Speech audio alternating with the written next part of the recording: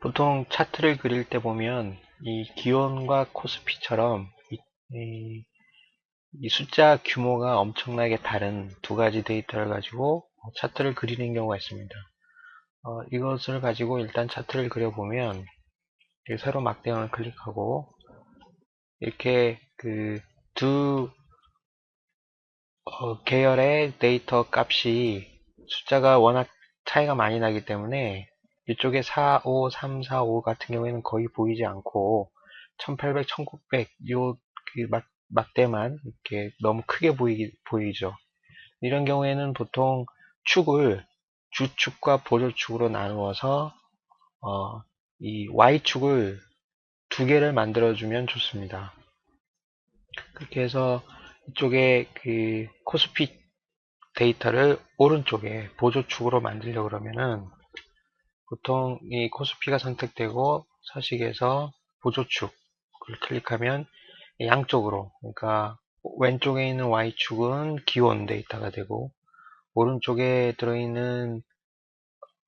나와 있는 Y축은 코스피 데이터가 되는데, 문제는 이 막대 그래프를 그리게 되면 막대 그래프가 한 축으로 이렇게 겹치기 때문에 보기가 싫습니다. 그래서 보통은 하나를 선택해서 이 그 데이터의 종류를 이 다른 것으로 바꿔주게 되죠.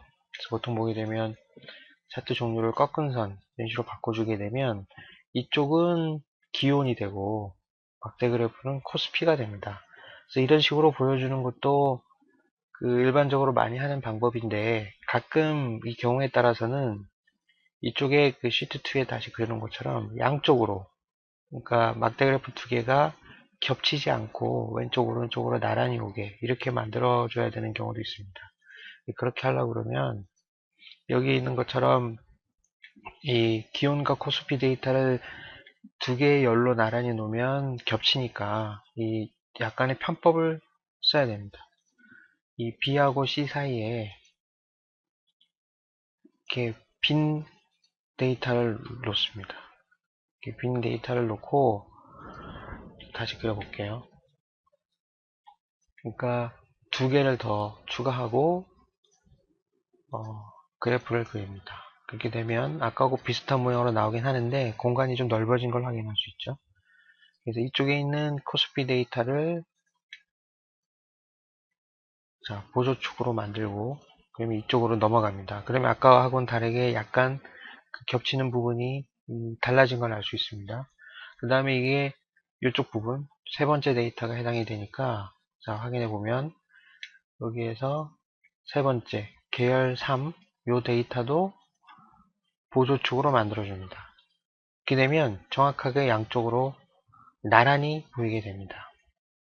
그래서 이 빈 셀 두 개를, 빈 열 두 개를 추가해주면 나란히 놓을 수가 있는데, 또 하나는 이 원본 데이터가 쓸데없는 열 두 개가 들어있으니까 이쪽을 씌워서 숨기기를 해주게 되면 이 원본 데이터는 이런 형태로 그대로 보기 좋게 갖고 갈 수 있습니다.